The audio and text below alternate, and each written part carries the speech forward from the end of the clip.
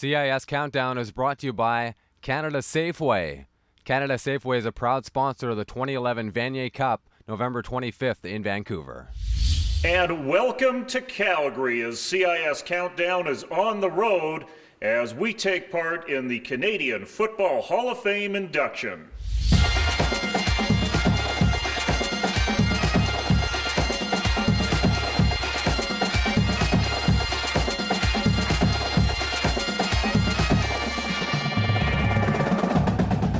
That's right, we're in Calgary for the Canadian Football Hall of Fame induction, and the reason CIS Countdown is on the road is that we are getting set to see Chris Flynn, the former quarterback and three-time Heck Creighton Award winner, inducted into the Canadian Football Hall of Fame. A very proud moment for all of amateur football. Later in the show, Chad Clausen goes out to the point to check out the UBC Thunderbirds and how that program is rebuilding and now competitive in the Canada West. But first, let's go back to Vancouver. Andrew Wadden is there with our national highlight reel.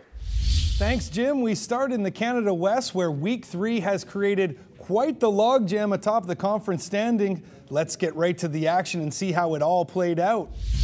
Shaw TV's Game of the Week in Manitoba, the number 4 ranked Saskatchewan Huskies versus the host Bisons pick things up early in the first queue. Bison's quarterback Khalil Williams gets sacked, losing the handle, and the big man David Rabinski picks up the pigskin and rumbles his 290-pound frame for a 68-yard score. Saskatchewan takes an early lead. The Huskies would earn a safety to take a 9-0 lead, and this 30-yard field goal made it 12-zip for the visitors. Skip now to the third quarter, Manitoba down 12-5 when Williams finds Tyson Takasaki for the major. We got a tie ball game. A few minutes later, Saskatchewan's Trent Peterson tosses it up for Rory Colhert, who makes an outstanding over-the-shoulder grab that gets the Huskies deep in the Bison zone, but they would only walk away with a field goal. It's now 15-12. But wait 1 second. Early in the fourth, Manitoba in a punting situation. Brendan Bowen with a fantastic boot that results in this. Will Saskatchewan return it?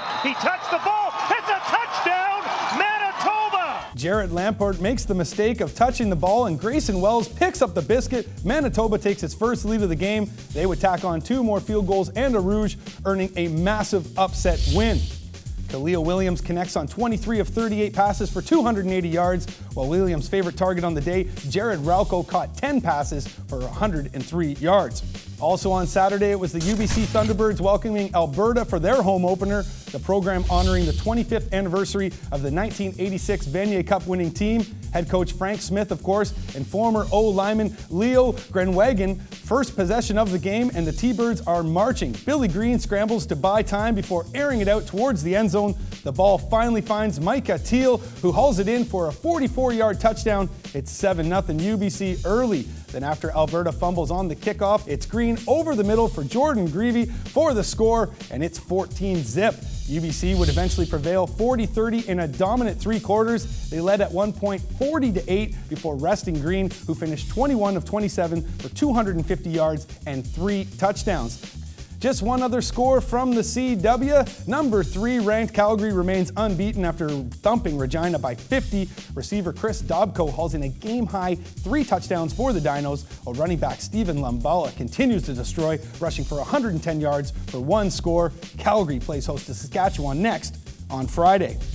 Moving east to the OUA, 18-year-old Tyler Varga and the Mustangs trying to continue their dominance, and another epic finish shakes down in Waterloo, but we start at Varsity Stadium, Toronto, hosting the Guelph Griffins. Gorgeous fall day in the T-Dot. Blues head coach Greg Gary sees his team return to national television after a 5-year hiatus, and it was a nightmare start for the home side after going 3-and-out to start the game and having to punt from inside their end zone. Michael Miller from the Griffins blocks the punt, picks up an easy 6. He's jacked up. Guelph takes the early lead, but the Blues would get it back early in the second quarter. Aaron Milton finds a seam and runs it in for 6, much to the delight of his starting pivot, Andrew Gillis. The game is now locked at 7. A couple of minutes later, Gillis connects with the man they call Primetime Prempeh, Michael Prempeh, with a 49-yard gain that sets up this Gillis sneak.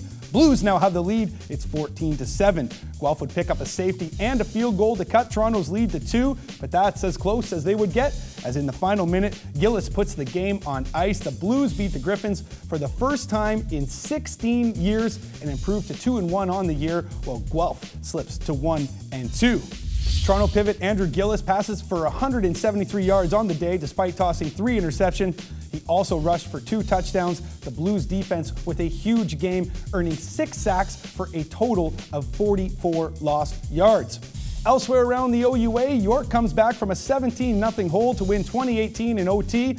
DeVerge's 18-yard field goal giving the Lions their first victory of the season at Waterloo. McMaster edges Windsor 21-19. Marshall Fergus replacing the suspended Kyle Quinlan. He and Adam Kennedy both throwing for 3 touchdowns in that one. Each team is now 2-1 in the OUA.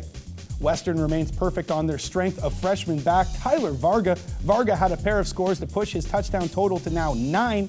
The Mustangs win 41-13 over Ottawa, and Queens earns its first victory of the 2011 campaign. It was a game full of offense and lots of turnovers in what was a quarterback battle, but the Gales prevail in a romp 58-35. It was a weekend of inter-conference play between the Q and the OUS, a big 2-0 showdown in Sherbrooke with the defending Vanier Cup champions, while defense and special teams ruled the day in Nova Scotia. But we kicked things off in Montreal with the battle of the top 10s. The number 6 Caribin hosting number 8 St. Mary's. Get things started midway through the first. Montreal already up 1-0, and you can make that 7-0. Alexander Nadeau-Pouise finds Maxime Fournier-Rioux for a 17-yard score. The extra point was good. It's now 8-zip for the home side. Minutes later, Huskies kicker Brett Lothar misses his first of 3 missed field goals on the day. This one was from 42 yards, which would prove to be costly. Late in the third Q, Huskies finally punch one in. Michael Dawes takes it in for the score, and suddenly St. Mary's are within 4.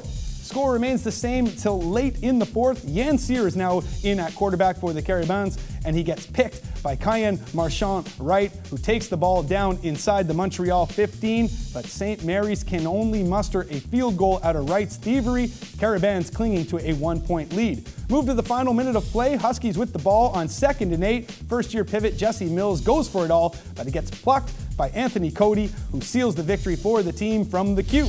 Ryu with a big game for Montreal, while the Caribins defense did their job, earning 6 sacks on the day. Big game in Sherbrooke as a pair of 2-0 teams duking it out in the battle of the Aors. Who will prevail? Will it be red or green? Laval opens the game with a bang on its opening drive. Bruno Prudhomme fools Laval Aor defense, finds some open field, and dives towards the end zone. However, he loses the handle at the goal line, but luckily JF's Hidaria is there to scoop it up. La Rouge Aor are on the board. Sherbrooke counters on its next drive. Jeremy Doyen-Roche drops back and airs one out for Simon Carbonneau, who fights off 2 Laval defenders and makes a spectacular catch, which leads to this 2-yard score for JC Bouya. The game is now tied at 7. Move to the second quarter with the game still locked at 7. Prudhomme gets picked by JP Dupuis, which leads to a field goal, but Laval answers back in the final minute before the half when Prudhomme keeps the handle this time and punches it in for the major. Laval regains the lead. However, Sherbrooke keeps hanging in with the top team in the nation. Roche finds his favorite target, Charbonneau, in the back corner of the end zone. The Vert et Or faithful are smelling an upset as Sherbrooke takes an 18-14 lead into halftime. But in the second half, Laval puts the hammer down. This 40-yard strike from Prudhomme to Julian Fioli Godino opens the floodgates for the champs. Laval would tack on 19 more points. They remain unbeaten, dropping Sherbrooke 40-27. Prudhomme tossed 3 touchdowns for 317 yards. Simon Carbonneau hauled in 9 catches for an incredible 196 yards and 1 touchdown in the loss. Other scores from Quebec and the Atlantic. Bishops gets their first win of the year, taking care of Mount Allison 36-23 on the road. Gators QB Jordan Heather tosses for 459 yards and 3 TDs. The Mounties are still in search of their first win. Acadia wins their second straight to start the season despite only 168 yards from Kyle Graves, but it was the defense and special teams coming up big with an interception return and a punt block for a touchdown in the fourth quarter to seal the victory. McGill drops to 0-3. Concordia stings St. FX 55-9 at home. Stingers QB Reed Quest throws for 2 touchdowns, while Raul Thompson punches in 3 scores on the ground in the big win. Concordia is now 2-1, while St. FX have yet to win this season. And that's how things shook down this weekend, Jim, as we near the midway mark for most teams in the CIS. Back to you in Cowtown.